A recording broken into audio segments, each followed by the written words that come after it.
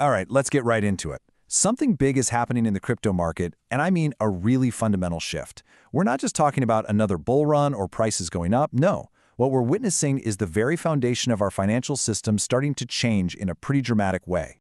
So the first signal, the one everyone's talking about, is Bitcoin blasting past $70,000 again.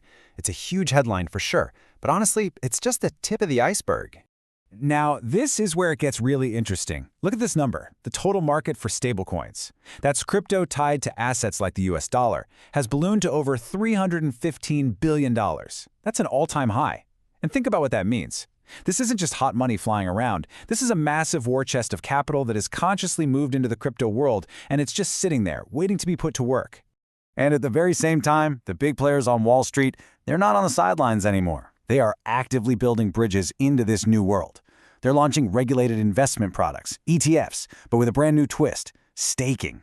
So now, investors can actually earn a yield, kind of like earning interest, just for holding the asset. But honestly, the biggest change, the one that could affect everything, is this. Real-world assets, things you and I know, like stocks and bonds, are actually starting to move onto the blockchain. So you see, this isn't a story about crypto replacing finance. It's about finance finally waking up and adopting crypto's incredible technology. So yeah, all these things we're seeing, they're not random events. They're signals. Let's start connecting the dots to see what the numbers are really telling us. Okay, first up, Bitcoin. We've now mined over 95% of the total supply that will ever exist. Think about that. Its famous digital scarcity isn't some abstract idea for the future anymore. It's a hard mathematical reality right now, which makes its story as a scarce asset more powerful than ever. And let's go back to that $315 billion in stablecoins. It's so important to get this. This isn't just speculative money hoping for a quick flip.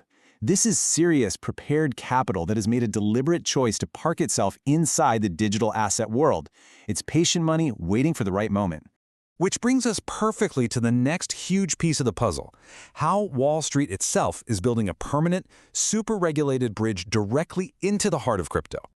I mean, just look at this. We're seeing a totally new kind of product. It's not just buy and hope. We've got giants like BlackRock and Grayscale rolling out ETFs for assets like Ethereum and Avalanche that come with staking built right in. This means traditional investors can now get exposure and earn a yield at the same time. It's a game changer. The message here couldn't be clearer, right? Crypto is growing up. It's evolving right in front of us, moving away from being purely about price speculation and turning into this sophisticated market full of regulated, income-generating products.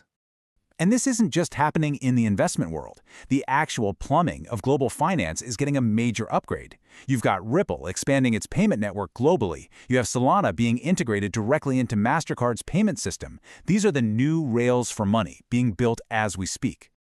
Okay, now for what I think is the most profound shift of them all. This is where the old world of finance and the new world of digital assets don't just connect, they actually start to merge into one. The magic word here is tokenization.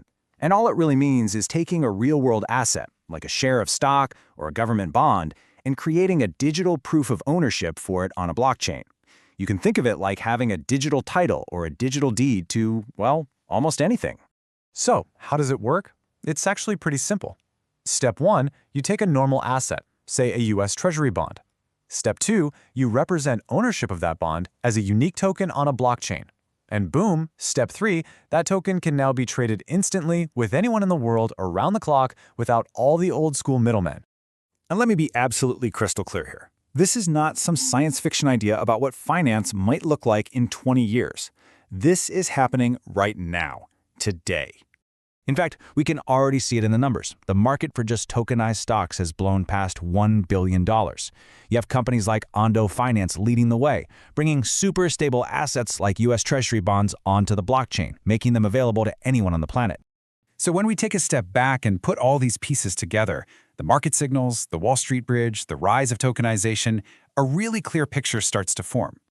Let's just run through the checklist, shall we? Institutions are flooding in. Yep.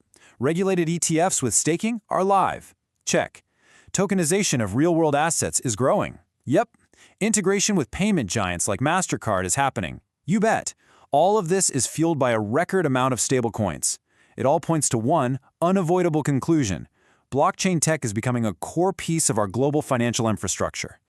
So what we're really seeing is this massive shift. Crypto is going from being seen as this niche, unregulated, purely speculative thing to becoming the actual foundation, the infrastructure for a new wave of regulated global financial products.